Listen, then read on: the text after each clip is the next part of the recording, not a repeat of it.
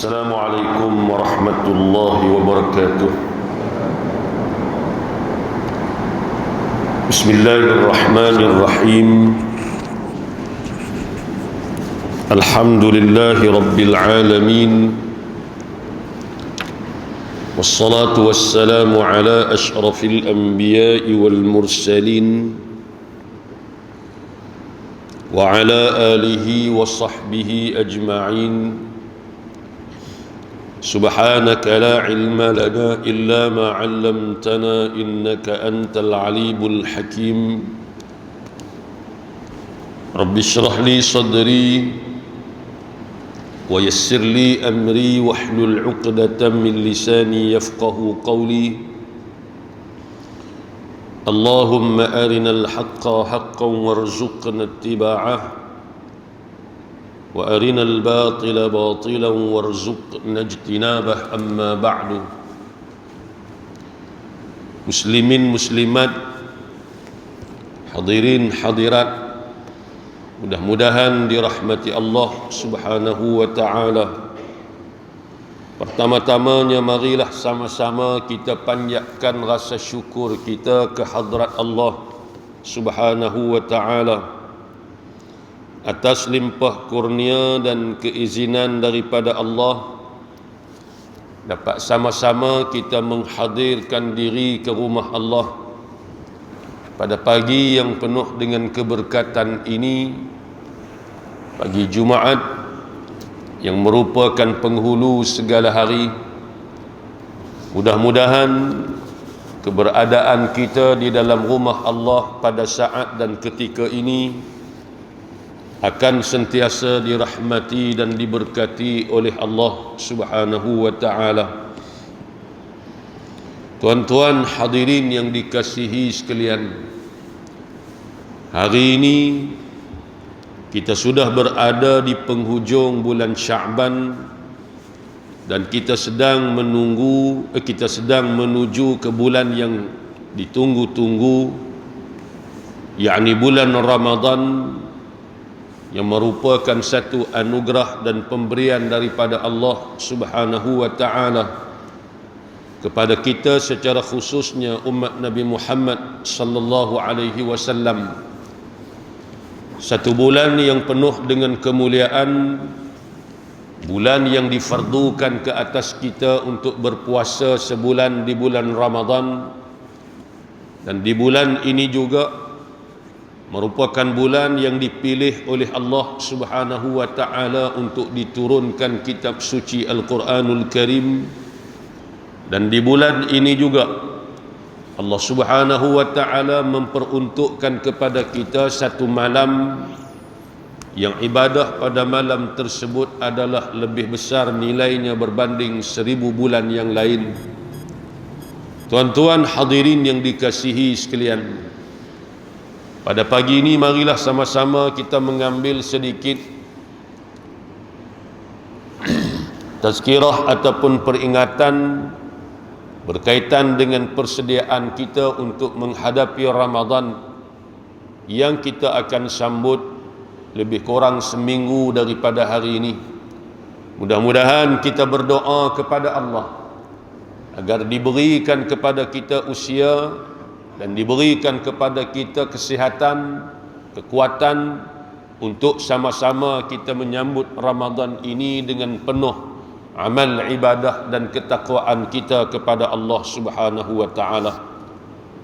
Tuan-tuan hadirin yang dikasihi sekalian, puasa Ramadan adalah merupakan salah satu daripada rukun Islam yang kelima, dan ia merupakan sebaik-baik atau seafdal-afdal jenis puasa yang disyariatkan di dalam agama kita. Mula difardukan puasa Ramadan ini, kata ulama, pada bulan Sya'ban tahun kedua hijrah Nabi sallallahu alaihi wasallam, yakni selepas daripada peristiwa peralihan arah kiblat daripada Baitul Maqdis ke Kaabah lebih kurang sebulan selepas daripada itu. Kita baca dalam sejarah bagaimana Nabi SAW hijrah pergi ke Madinah, semayang kiblat arah ke Baitul Maqdis, Palestin. Selama hampir lebih kurang 16, 17 atau 18 bulan sekitar itulah berkiblatkan Baitul Maqdis. Sehinggalah turunnya ayat qad nara taqalluba wajhika fis samai falanuwalliyannaka qiblatan tardaha fawalli wajhaka syatral masjidil haram. Bila turunnya ayat ini, maka bermulalah kiblat itu diarahkan ke arah Baitullah atau Kaabah di Makkah. Maka kata ulama, selepas daripada peristiwa inilah, lebih kurang sebulan lepas daripada peristiwa ini, maka disyariatkan puasa Ramadan.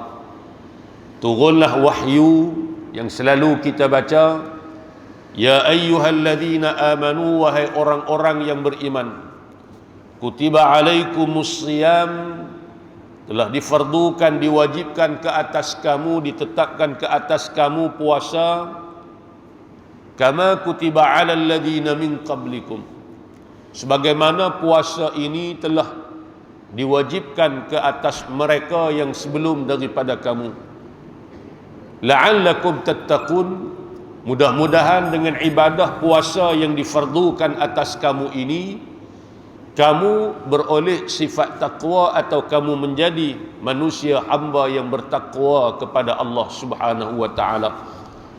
Ini di antara natijah yang paling besar dalam puasa yang disyariatkan kepada kita, yakni untuk mencapai nilai ketakwaan kita kepada Allah Subhanahu wa taala, yang disebut kepada kita, inna akramakum indallahi atqakum, semulia-mulia kamu di sisi Allah yang paling tinggi sifat takwanya di kalangan kamu kepada Allah. Takwa makna kita buat apa yang Allah suruh, kita tinggal apa yang Allah larang. Dan puasa ini hak paling besar yang kita akan dapat, hak ni lah. Pasal apa tuan-tuan? Pasal inilah ibadat yang kita buat hanya kita dengan Allah Subhanahu wa taala. Tak ada siapa tahu. Adapun ibadat-ibadat lain orang boleh tengok. Semayang kita orang boleh tengok. Orang boleh tahu kita semayang ke tak. Orang tahu dan orang boleh tengok. Ibadat zakat kita pun samalah, orang boleh tahu dan kita boleh tunjuk bukti. Kita bayar zakat, kita tunjuk risik dan sebagainya, kata kita dah bayar dah. Ibadat haji lebih-lebih lagi lah orang boleh tahu. Sebelum pergi ke Mekah, kita sembelih lembu, buat kenuri, baca Yasin. Pasal apa? Nak pergi ke Mekah. Balik daripada Mekah, orang panggil kat kita Tuan Haji, Abang Haji, Pak Haji dan sebagainya. Jadi benda ni benda orang boleh tahu. Berbeza dengan puasa, ia adalah ibadat antara kita dengan Allah Subhanahu wa taala. Kita boleh bangkit sahur pada waktu pagi, makan sahur, kemudian kita pergi kerja, kita duduk seorang-seorang di tempat kerja. Kalau waktu kita berseorangan, bahkan dalam kenderaan, dalam perjalanan kita nak pergi kerja tadi ni, seorang diri, ada makanan dalam kereta, kalau kita makan, tak ada siapa tahu. Tapi kita tak buat, pasal kita tahu kerana Allah melihat segala perbuatan kita. Dan perbuatan tadi ni akan menyebabkan batalnya puasa kita. Walaupun kita duduk dalam keadaan bersunyi diri, orang tak tahu, tak ada siapa nampak, tapi kita tak buat. Pasal kita yakin dengan keyakinan yang penuh, perbuatan tadi membatalkan puasa. Dan Allah mengetahui segala apa yang kita buat. Dan kalau kita makan pun tak ada siapa tahu kecuali Allah. Maka hak inilah yang akan mendidik kita. Dalam puasa Ramadan ni, dengan sebulan puasa Ramadan menjadi latihan medan kita untuk mendidik kita ni, supaya ingat kita duduk tang mana pun, di mana pun, dalam keadaan apa jua pun, Allah Subhanahu wa taala mengetahui segala pergerakan dan aktiviti kita. Sebagaimana yang Nabi sebut, ittaqillaha haitsuma kunta. Hendaklah kamu takut akan Allah di mana dalam apa jua keadaan kamu berada sekalipun. Dan kita yakin kita duduk seorang diri pun Allah tahu. Allah sebut ma yalfizu min qaulin illa ladaihi raqibun atid. Tidak mengucapkan satu lafaz, satu perkataan pun, mana setiap perkataan yang keluar daripada lidah kita, maka ada raqib atid yang akan mencatat segala apa yang kita cakapkan. Maknanya kita sentiasa diperhatikan oleh malaikat-malaikat yang ditugaskan oleh Allah Subhanahu wa ta'ala, bahkan dicatat dalam buku amalan kita. Maka inilah yang kita nak dapat daripada sebulan Ramadan yang difardukan kepada kita oleh Allah Subhanahu wa ta'ala. Tuan-tuan hadirin yang dikasihi sekalian, dia ada beberapa marhalah ataupun beberapa fasa kefarduan puasa ni. Yang pertama kata ulama, al-marhalatul ula, marhalah yang pertama, fasa yang pertama kewajipan puasa ni, diwajibkan puasa hari yang ke-10 daripada bulan Muharram, yakni disebut sebagai hari Ashura. Puasa hari Ashura ini pada awal-awal Islam dulu adalah merupakan satu puasa yang fardu, yang wajib. Nabi dan para sahabat, ini merupakan fasa yang pertama. Dan puasa pada hari Ashura ini juga bukan saja orang Islam waktu itu disebut, orang-orang Quraisy pun turut berpuasa pada hari Ashura di zaman jahiliyah dahulu. Maka dalam riwayat menyebut, kana Nabi sallallahu alaihi wasallam yasumuhu fi Makkah qabla al-hijrah. Nabi puasa pada hari Ashura ketika berada di Mekah sebelum daripada hijrah ke Madinah, wa ba'da al-hijrati ila al-Madinati al-munawwarati samahu aidan. Bahkan selepas daripada Nabi hijrah pun Nabi puasa lagi hari Ashura ni. Mana untuk ketika sebelum difardukan puasa Ramadan. Wa amara al-muslimina bi siyamih, dan Nabi suruh orang-orang Islam untuk puasa pada hari Ashura. Kemudian bila difardukan Ramadan pada bulan Sya'ban tahun kedua hijrah, maka puasa hari Ashura ini boleh dipilih, nak puasa pun tak apa, tak puasa pun tak apa. Jadi puasa sunat. Walaupun sunat tetapi besar kelebihan dia.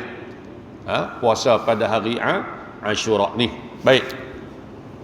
Kemudian sebagaimana dalam riwayat Imam Bukhari daripada Ummul Mukminin Sayyidatina Aisyah radhiyallahu anha, anna an-nabiy sallallahu alaihi wasallam qala, man syaa'a shamahu wa man syaa'a tarakahu. Nabi bersabda, riwayat daripada Sayyidatina Aisyah, Nabi kata, siapa-siapa yang nak dia puasa pada hari Ashura, siapa-siapa yang tak mau puasa, maka dia boleh tinggal puasa pada hari Ashura. Maka difardukan puasa hari Ashura ini pada tahun pertama hijrah, kemudian dinasahkan atau dibatalkan hukum kefarduannya setelah turunnya ayat mewajibkan puasa pada Ramadan. Cuma kita ni seboleh-bolehnya jangan tinggal, kerana ada kelebihan besar yang dijanjikan oleh Allah Subhanahu wa taala puasa pada hari Ashura ni. Baik.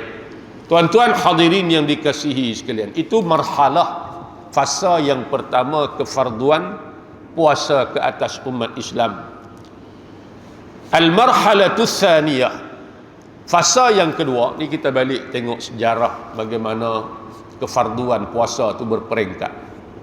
Itulah puasa ni satu ibadat yang berat. kan? Maknanya perlu kepada, maknanya secara berperingkat lagu tu. Sebab tu anak-anak kita pun ajak daripada kecil. Nabi suruh kita ajak dia semayang umur 7 tahun. Muru auladakum bis-salah wa hum abna'u sab'in. Suruh anak-anak kamu semayang ketika anak kamu umur 7 tahun. Maka ulama kata Nabi sebut semayang kerana semayang tu hak paling besar. Bukan berarti semayang saja, bahkan termasuklah hak lain-lain pun. Nabi sebut hak paling besar. Tapi yang dimaksudkan kata ulama termasuk hak lain pun. Puasanya, baca Qurannya, auratnya, dan juga benda-benda lain yang melibatkan tuntutan fardu ain dalam diri dia. Bagi selesai. Bermula seawal umur 7 tahun lagi kita dah beri kepada dia dah. Ajak dia. Mula tahun ni ajak puasa. Hari pertama boleh takat pukul 9. Alhamdulillah. Hari kedua esok puasa lagi. Walaupun kadang-kadang terpaksa, kena paksa dan sebagainya, kena pujuk, nak kena tawak, nak kena habak kata bagi hak nu, bagi hak ni dan sebagainya. Hari kedua boleh lajak sampai pukul 11, pukul 12. Hari ketiga lajak lagi sampai pukul 2, pukul 3. Keempat seminggu, akhirnya boleh puasa penuh. Tahun ni puasa bolehlah 2 minggu, bolehlah 10 hari. Alhamdulillah. Tahun depan ada peningkatan. 2 tahun, 3 tahun akhirnya boleh puasa sempurna. Kena ajak daripada kecil. Silapnya kita mak bapak kadang-kadang kita kesian tengok tak makan lembek. Kesian kita kadang-kadang tak kena tempat. Maka bila kita didik lagu tu kena sebagaimana hak Nabi atok pada kita, insya-Allah mari umur akil baligh esok tuan-tuan dia lekat puasa. Yang duk jadi masalah umur 30, 40, 50 tak puasa lagi pasal zaman kecil-kecil budak-budak dulu mak pak tak ajak dia berpuasa. Semayang pun lagu tu lah. Kalau mari umur 20, 30 semayang tak lekat, tentu dah umur dulu ni waktu 7, 8 tahun mak pak tak tekan soal solat dalam kehidupan dia. Umur 20, 30, 40 tak boleh baca Quran. Maknanya dulu waktu umur 7 tahun, 8 tahun mak pak tak ambil berat soal pendidikan Quran pada anak-anak. Jadi kita tak boleh nak menuding jari 100% pada anak-anak dengan sebab mereka tak semayang, tak puasa, tak boleh baca Quran. Maka kita kena tengok dulu sejarah kehidupan dia waktu dia umur 7 tahun, umur 8 tahun dulu, mak pak ambil berat tak soal ni dalam diri dia. Kalau mak pak ambil berat, dia berjaya. Insya-Allah semayang dia tak tinggal, puasa dia tak tinggal, Quran dia boleh baca. Macam mana kita beri ilmu yang lain yang kita letakkan keutamaan dalam diri anak-anak kita. Kita tengok umur 8 tahun, 9 tahun, 12 tahun boleh main bola sepak bola, bukan main hebat. Pasal apa? Pasal mak pak ambil berat. Pasal bola dalam kehidupan dia tak apalah, bagilah. Kan? Ada anak kalangan anak-anak kita umur 12 tahun, umur 13 tahun boleh wakil negara, main sukan macam-macam lah, golfnya, badmintonnya dan sebagainya.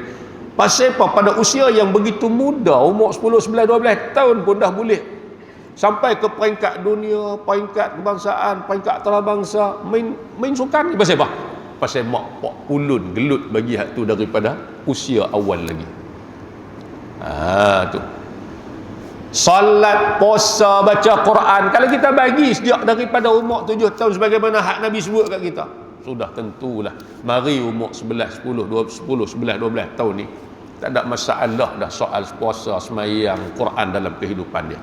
Silapnya kita kadang-kadang setengah daripada kita duk pulun hak ni diabaikan. Tu ingat tanggungjawab kita. Baik. Fasa yang kedua, Allah Subhanahu wa taala membatalkan hukum wajib puasa pada hari Ashura dengan kefarduan puasa pada bulan Ramadan. Setelah turunnya ayat yang kita baca tadi, ya ayyuhalladzina amanu kutiba alaikumus siyamu kama kutiba alal ladzina min qablikum la'allakum tattaqun. Bila difardukan Ramadan, maka puasa hari Ashura ini diberi pilihan diberi pilihan sama ada nak puasa tak puasa, dia jadi puasa sunat lah. Maka difardukan Ramadan.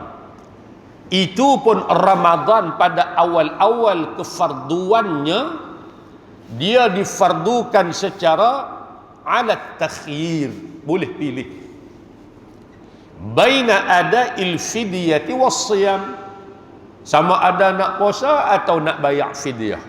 Awal dululah, tahun kedua hijrah dulu, waktu difardukan Ramadan, boleh pilih awal-awal tu. Siapa berasa nak puasa, puasa, walaupun dia sihat tak sakit. Siapa yang tak mau puasa, maka dia bayar fidyah. Allah Subhanahu wa taala sebut, Allah kata apa? Ayyaman ma'dudat, faman kana minkum maridan aw ala safarin fa'iddatun min ayyamin ukhar wa 'alal ladzina yutiqunahu fidyatun ta'amu miskin. Boleh pilih awal-awal dulu. Sebab tu penting kita mengaji ilmu, mengetahui tentang an-nasikh wal mansukh.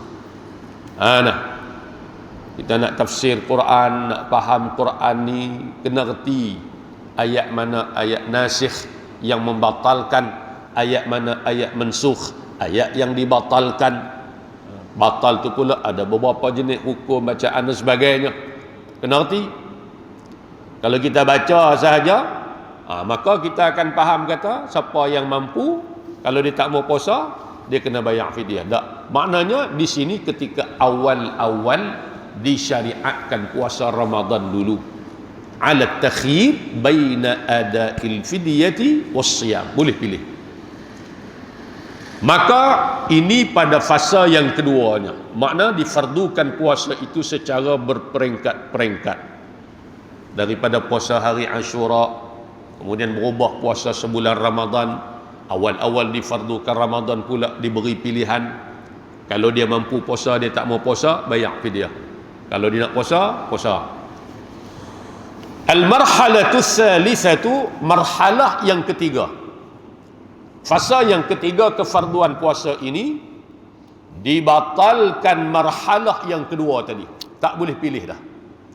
Awal boleh pilih lagi, tapi masuk peringkat yang ketiga ni tak boleh pilih dah.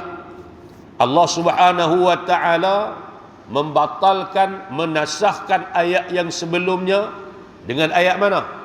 Syahrul Ramadan alladzi unzila fihi al-Qur'anu hudan lin-nasi wa bayyinatin minal huda wal furqan faman syahida minkumus syahra falyasum. Bulan Ramadan, bulan Allah turunkan Al-Quran padanya. Ni mulianya Ramadan ni. Sama ada turun tadi di peringkat Lauh Mahfuz mari ke langit dunia Baitul Izzah, berlaku pada bulan Ramadan. Inna anzalnahu fi lailatul qadr. Sesungguhnya kami turunkan Al-Quran ini pada malam Al-Qadar. Inna anzalnahu fi lailatin mubarakah. Quran ni kami turun pada malam yang penuh dengan atau diberkati, bulan Ramadan. Daripada langit dunia turun mari ke Nabi pun berlaku pada bulan Ramadan. Ada riwayat kata 17 Ramadan, ada riwayat kata 20 katih Ramadan dan sebagainya. Itu yang kita sambut 17 Ramadan, peristiwa nuzulul Quran. Allah pilih Ramadan. Mulia Ramadan dengan sebab inilah bulan Allah turunkan Al-Quran padanya. Maka Allah kata apa? Siapa-siapa yang menyaksikan bulan, siapa-siapa yang menyaksikan anak bulan atau mengetahuinya, maka hendaklah dia berpuasa pada bulan Ramadan tadi ni. Maka bila turun ayat ni, tidak ada lagi pilihan di antara puasa dengan fidyah. Wajib puasa atas semua daripada kita, kecualilah golongan-golongan yang sakit atau dengan beberapa sebab yang diizinkan oleh syarak, musafir yang jauh dan sebagainya, diharuskan berbuka. Itu pun hendaklah digantikan pada hari-hari yang lain selepas daripada Ramadan. Tuan-tuan hadirin yang dikasihi sekalian, beberapa persiapan, beberapa persediaan yang patut kita buat sebelum kita nak sambut Ramadan ni. Tak lama dah, seminggu lagi dah. Kan? Seminggu lagi dah. Hari ni hari Jumaat, Sabtu, Ahad. Kan? Mungkinan mereka tengok anak bulan mungkin hari Jumaat. Kan? Kalau kita tengok takwim tu, makna hari Ahad. Ahad nak masuk ni, Ahad depan tu kita dah mula puasa. Kan? Hari Sabtu malam Ahad kita dah mula salat tarawih. Jadi mudah-mudahanlah kita dapat menyempurnakan ibadat tarawih pada tahun ini dengan sempurna dan sebagainya. Baik. Di antara benda-benda yang patut ada dalam diri kita, kata ulama, adalah yang pertamanya seronok, gembira dan tak sabar nak sambut kedatangan Ramadan. Kalau kita tengok di negara-negara Arab, Mesir lah sebagai contoh, mereka punya bercahayanya bulan Ramadan ni, Masya Allah, pasang lampu ni sekitar kan kampung dan sebagainya kerana nak sambut Ramadan. Seronoknya persediaan. Ni pun kita tengok masyarakat kita pun dah bersedia dah dengan jadual tarawihnya, dengan majlis berbuka puasanya. Ada kawan-kawan bagi tahu baru umum sejam 2 jam siapa nak buat majlis buka puasa, siapa nak buat sumbangan, habis penuh booking sebulan. Masya Allah. Mana alhamdulillah berebut kita nak ambil kelebihan jamu makan pada orang yang berpuasa. Sebagaimana Nabi sebut, siapa-siapa yang memberi makan kepada orang yang berpuasa untuk dia berbuka puasa, maka baginya pahala seumpama orang yang berpuasa itu, tanpa dikurangkan pahala orang yang berpuasa walau sedikit pun. Subhanallah. Kita tak mampu beri banyak, beri sikit. Walaupun mungkin buah kurma, walaupun mungkin ayak, walaupun mungkin nasi sebungkuk dan sebagainya. Pada orang-orang yang berpuasa, dia makan makanan kita untuk dia berbuka puasa. Pahala kita puasa kita dapat, pahala dia puasa dia dapat. Allah bagi pula pahala satu lagi kat kita, pahala kita beri makan kepada dia untuk dia berbuka puasa tadi ni. Tuan-tuan ada pengalaman pi ke Mekah, pi ke Madinah, kita duduk dalam Masjidil Nabawi, dalam Masjidil Haram, bagaimana orang-orang Arab cukup meraihkan orang-orang yang berpuasa ini, dihidangkan makanan untuk mereka berbuka kerana kelebihan tadi ni. Yang pertama kata ulama, bagi ada rasa seronok kita nak sambut Ramadan ni. Setengah orang dia kata Allah, Ramadan pula dah nak makan payah dah.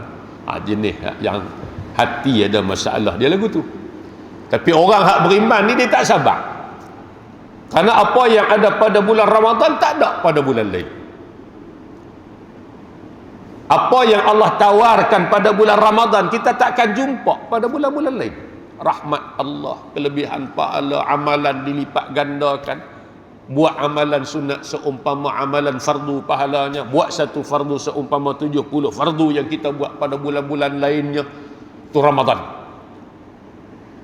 Kan? Jangan duk ingat bazar Ramadan saja. Tengah orang dia seronok pasal bazar Ramadan saja.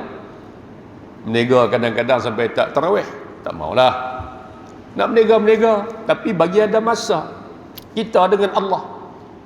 Sampai bila takkan sebulan kita nak gelut puasa, nak menega, nak gelut pasal nak cari duit raya, akhirnya tarawih pun tak. Yang salat ni hanya berlaku pada bulan Ramadan saja, kita tak jumpa pada bulan lain. Rugi tak? Rugi. Baik. Yang kedua kata ulama, persediaan kita di antaranya ibra' az-zimmah min as-siyabil wajib. Selesaikan puasa kalau ada puasa hak wajib. Kalau ada puasa-puasa qada, orang perempuan terutamanya yang kita masih lagi tak selesai, selesaikan sebelum daripada kita masuk Ramadan yang baru ni. Bila masuk Ramadan tak selesai, lepas Ramadan pula nak kena ada macam-macam lah. Jadi selesaikan sebelum kita bertemu dengan Ramadan pula. Yang ketiga kata ulama, at-tazawwud bil ilmi. Tambahkan ilmu pengetahuan kita. Seboleh-bolehnya sebelum kita masuk Ramadan ni, bagi kita ada 1-2 kelas, 2-3 kelas intensif cerita pasal fiqh puasa ataupun Ramadan saja. Cerita bab fiqh puasa saja, bincang bab hukum puasa saja. Bermula daripada awal sampai habis. Sebagai persediaan kita nak masuk Ramadan ni, bagi faham Cara kita nak puasa sebagaimana yang disyariatkan, perkara yang membatalkan puasa, perkara yang membatalkan pahala puasa kita, apa yang kita boleh buat, apa yang kita tak boleh buat, dan sebagainya, supaya kita buat tadi ni dengan ilmu dalam dada, betul sebagaimana yang disyariatkan. Sebab ibadat ni tak cukup dengan semangat. Oh, semangat, tapi ilmu tak ada, tak jadi. Mesti dengan ilmu. Sebab tu berkata Ibn Ruslan, wa kullu man bighairi ilmin ya'malu a'malu'u mardudatun la tuqbalu. Tiap-tiap orang yang buat satu amal atau beramal tanpa ilmu, dia buat amalan tanpa ilmu, a'maluhu mardudah, amalan yang dia buat tertolak, la tuqbalu, tidak diterima di sisi Allah Subhanahu wa taala. Jadi kita nak kena reti juga puasa ni. Memang kena retilah. Kena mengaji. Bagi ada kelas-kelas kita mungkin 1-2 slot ceramah kita, kuliah kita sebelum Ramadan ni, ustaz-ustaz yang mahir dalam bab fiqh, bab puasa terutamanya, bercakap bab puasa, soal jawab bab puasa. Sebab benda ni setahun sekali. Kadang-kadang dia mari terlupa macam kita sembahyang raya lah. Sebelum sembahyang raya tu imam nak kena peringat dulu. Walaupun sembahyang tu duk buat selalu dah, setahun 2 kali. Dia kena peringat dulu takbirnya, tasbihnya dan sebagainya, supaya masyarakat ni kadang-kadang ialah masyarakat kita, masyarakat Melayu terutamanya yang masih lagi cetek dalam ilmu agama, perlu diberi peringatan. Lebih-lebih lagi puasa ni puasa yang wajib, kata ulama. Kemudian kata ulama, di antaranya lagi apa dia? Sediaan kita qiraatul Quran. Ini di antara yang besar sekali lah. Boleh mula dah tuan-tuan ni, jangan duk tunggu lagi. Nak wujudkan kumpulan-kumpulan tadarus, lah ni boleh dah, jangan tunggu satu Ramadan baru duk kelang kabut nak cari. Orang kata boleh start dah. Bahkan setengah daripada kita duk jalan dah pun sepanjang masa, sepanjang tahun. Cuma Ramadan ni kita akan tambah lagi lah bacaan Quran kita. Buat. Hak yang tak boleh baca Quran, ambil kesempatan Ramadan ni untuk apa? Untuk aku bagi boleh baca Quran. Carilah siapa-siapa di masjid, di surau ramai orang duduk dalam kumpulan tadarus, mai duduk. Tak boleh baca pun mai dengar dulu. Bagi ada permulaan, kita mula. Sampai bila kita nak tunggu nak pergi boleh baca Quran? Sedangkan Quran ni Allah buat turun untuk kita, dan hak duduk dengan Quran semua hak mulia-mulia. Mana kita asingkan diri kita dengan Quran, kita sengaja mengasingkan diri kita daripada kemuliaan yang Allah buat turun. Rugi besar kita. Ni amalan hak paling besar Allah beri pahala. Satu huruf, satu kebajikan Allah ganda 10. Tiba-tiba hak ni kita tak buat, tuan-tuan ni. Jadi ambil semangat Ramadan ni. Hak tak boleh baca Quran, mulakan dengan Iqra 1, Iqra 2. Carilah siapa-siapa boleh tunjuk ajak kat kita. Hak dah boleh baca tapi tak lancak, gunakan kesempatan Ramadan ni untuk dekat dengan Quran. Banyakkan lagi masa dengan Quran. Bila keluar daripada Ramadan, Quran kita semakin lancak. Hak dah lancak dah, maka bacalah sebanyak yang mungkin. Kita baca sejarah kehidupan ulama-ulama dulu, tak payah tengok ramai lah. Tengok imam mazhab kita, Imam Syafi'i, 60 kali khatam Quran pada bulan Ramadan. Sekali pada siang, sekali pada malam, luar daripada salatnya. Jangan kita duk berasa pelik, jangan ukok dengan kita. Mereka ni orang saleh, Allah beri karamah kepada mereka. Bahkan kita baca dalam kitab Tibyan, diceritakan pada kita ada yang khatam sehari 2 kali, ada yang khatam sehari 4 kali dan sebagainya. Kan? Karamah yang Allah beri kepada mereka, masa mereka dengan Quran, Masya Allah. Kita boleh setahun sekali, alhamdulillah, setahun 2 kali, alhamdulillah. Tapi istiqamah walaupun sikit tak apa. Ramadan diletakkan. Paling-paling tak ada pun kumpulan tadarus kita siapa dia? Suami, isteri dan anak-anak dalam rumah tangga kita. Ambil masa. Kan? Jangan tunggu masa lapang untuk baru baca Quran, tetapi lapangkan masa kita untuk baca Quran. Peruntukkan masa. Kalau kita dah letak dah lepas subuh, waktu baca Quran, kita takkan buat benda lain. Lepas maghrib, waktu untuk baca Quran, kita takkan buat benda lain. Kita akan peruntukkan untuk Quran. Tapi kalau nak tunggu masa lapang, tak ada masa lapang lah kita tuan-tuan. Lebih-lebih lagi bulan Ramadan dia kalut dengan bazar Ramadan dan sebagainya, tak dan dengan Quran ni. Kan? Jadi ini di antara kata ulama persediaan kita. Jangan duk fikir pasal nak buka apa, menu apa, makan apa. Jangan nak tu saja. Tu bukan penting sangat. Maknanya hak ni persediaan kita nak gelut, nak ambil kelebihan Ramadan tadi ni. Tanamkan semangat kita. InsyaAllah Ramadan ni kita harap kita boleh semayang balik dalam keadaan biasa, rapat safnya di masjid, boleh buat dan sebagainya. Marilah tuan-tuan ambil kesempatan. Dah berapa Ramadan dah kita lalui dalam suasana yang di luar daripada kebiasaan, kan? Di tahun ni Allah Subhanahu Wa Taala insya-Allah nampaknya macam harapan tu cerah untuk kita semayang dalam keadaan biasa balik. Mudah-mudahan kita harap benda tu akan kembali normal seperti biasa, dan marilah rebutlah peluang ni. Rebutlah peluang ni. Mudah-mudahan Ramadan kali ini akan menjadi lebih baik dan bermakna kepada kita daripada Ramadan yang sebelumnya, insya-Allah. Tuan-tuan tanamkan keazaman dan sama-sama kita berdoa meminta kepada Allah agar Allah Subhanahu Wa Taala memberikan kepada kita kesempatan, kekuatan, kesihatan untuk kita menghadapi Ramadan kali ini dengan keadaan yang sesempurna mungkin, insya-Allah. Mudah-mudahan dengan sedikit tazkirah pada pagi ini akan memberi manfaat kepada kita bersama. Apa yang baik daripada Allah Subhanahu Wa Taala, apa yang tidak baik daripada kelemahan dan kekurangan diri saya sendiri. Aqulu qawli hadza wa astaghfirullahal azim li wa lakum. Assalamualaikum warahmatullahi wabarakatuh. Bismillahirrahmanirrahim. Alhamdulillahi rabbil alamin wassalatu wassalamu ala asyrafil anbiya'i wal mursalin wa ala alihi wa sahbihi ajma'in. Allahumma arhamna bil Qur'an waj'alhu lana imaman wa nuran wa hudan wa rahmah. Allahumma dhakkirna minhu ma nusina wa 'allimna minhu ma jahilna warzuqna tilawatahu ana al-laili wa atraf an-nahar waj'alhu lana hujjatan ya rabbal alamin. Allahumma inna na'udzu bika min 'ilmin la yanfa' wa min qalbin la yakhsha' wa min 'amalin la yurfa' ومن دعاء لا يسمع نعوذ بك من هؤلاء الأربع. ربنا آتنا في الدنيا حسنة وفي الآخرة حسنة وقنا عذاب النار. وصلى الله على سيدنا محمد وعلى آله وصحبه وبارك وسلم. الحمد لله رب العالمين. تقبل الله منكم إنه منكم تقبل يا كريم.